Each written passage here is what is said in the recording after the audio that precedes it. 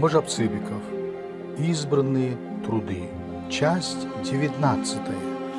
Шаманизм у бурят-монголов. Глава 5. Состояние шаманизма в разных частях Монголии и Бурятии.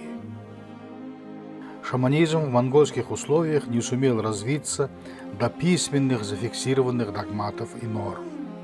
Вследствие этого ему до последних дней приходится основываться на устной традиции. Мы же знаем, что устная передача мыслей может сильно изменить их форму и содержание.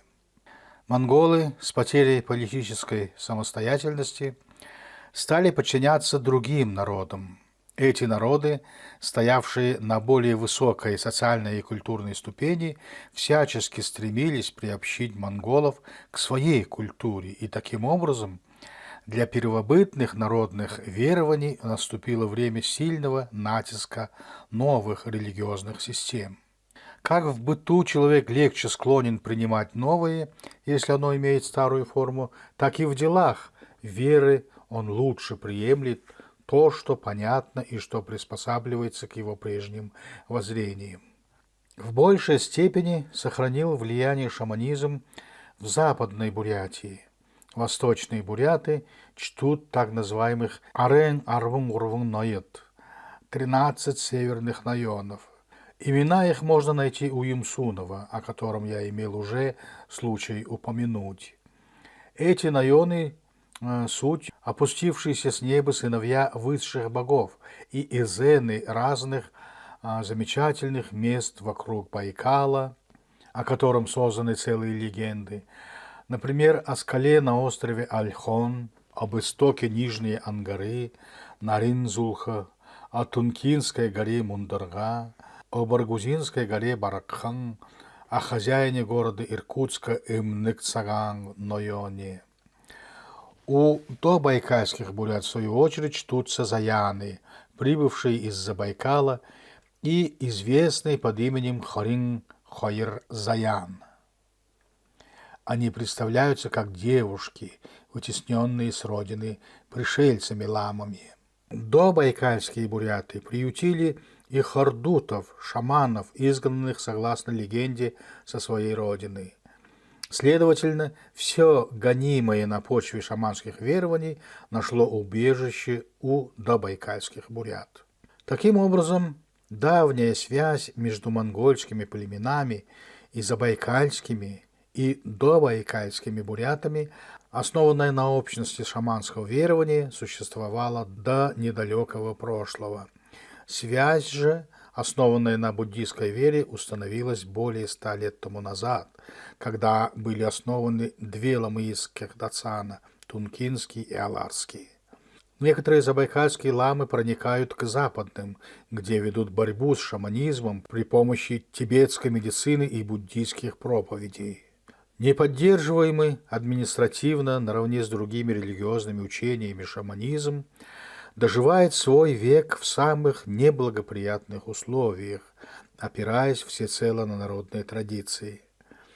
Если бросим взгляд на монгольскую и бурятскую национальности в целом, то фактически подавляющее большинство официально исповедует ламаизм, меньшинство – шаманизм и другие исповедания. Но у всех монгольских племен есть остатки шаманских верований и носители старого культа – шаманы и шаманки. Степень их популярности не одинакова, и число невелико. В некоторых частях Монголии шаманы нерешительны в своих священнодействиях, совершают служение тихим, подавленным голосом, не входя в экстатическое состояние. В других местах, например, в Восточной Бурятии, шаманы, хотя численность их уменьшилась до минимума, камлают по-прежнему энергично. Существо шаманизма, как верование, одинаково у всех народностей. Например, у алтайцев и якутов, как и у бурят, духи бывают двух родов – чистые – ару, аи, цаган, и нечистые – кара, абасы, хара. Количество духов разное, но почти у всех народов преобладает число 9 и 7. 9 – вообще мистическое число у монголоязычных племен. В историческую эпоху мы находим 9 урлуков, 9 сулда, знамена, 9 белых подношений, представляемых в знак принятия подданства и тому прочее. У алтайцев представителем злых духов является Эрлик, у бурят Эрликан, у Эрлика по одним алтайским сказаниям 7 сыновей, а по другим 9, у Ульгеня 7 сыновей. У тех и других при обряде посвящения требуется 9 мальчиков, а у якутов еще 9 девиц. Глава 6. Заключение. Шаманизм, возникший в эпоху родового строя и основанный на первобытном мировоззрении, создал пантеон духов, разделяющихся на доброжелательных и причиняющих людям зло. Но фантазия шаманистов не выработала образ бога-наставника, указывающего смысл жизни. Каждый домохозяин, каждый улус и род знают определенный круг духов, которым приносят благодарственную или просительную жертву и обращаются с молитвой. Божествам делают воскурение, сжигая душистые растения, такие как можжевельник, вереск, богородская трава, услаждают их слух звоном колокольцев и ударами бубна, привлекают их зажженными светильниками. Благодарственные жертвоприношения даже не требуют непременного присутствия шамана. Они до сих пор совершаются самими верующими, старыми и молодыми. Но просительные молитвы по поводу несчастных случаев заставляют приглашать шамана, который выступает как бы посредником между духами и людьми. Некоторые благодарственные жертвоприношения, в частности тейлганы или тахилы, сопровождаются играми, борьбой, конскими бегами, вечеринками и тому прочее.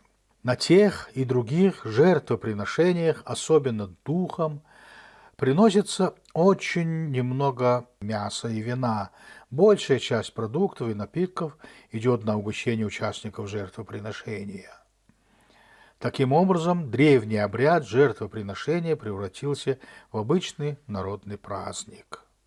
При разделении духов на добрых и злых первобытному человеку трудно было решать вопрос, когда ему станет жить лучше и легче, при почитании ли только добрых духов или при просьбах и молениях злым.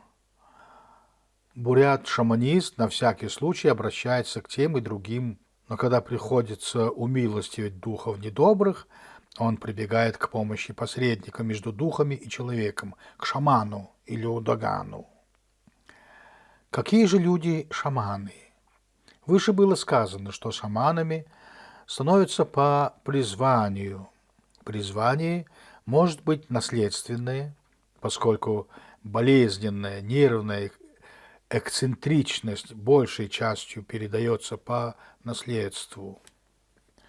Но встречаются люди, которые под впечатлением от того или иного видения чувствуют себя призванными служить духом.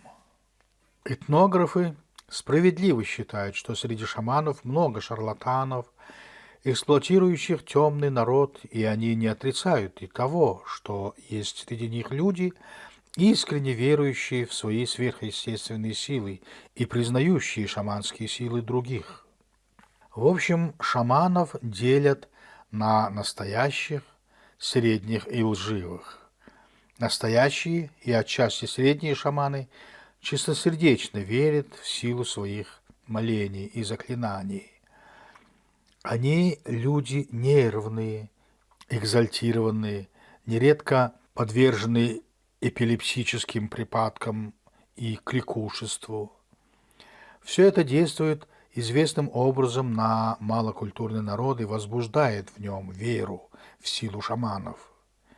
Конечно, ритуальные церемонии очень утомительны для самого шамана, и он совершает камлане неохотно, без всякого материального расчета.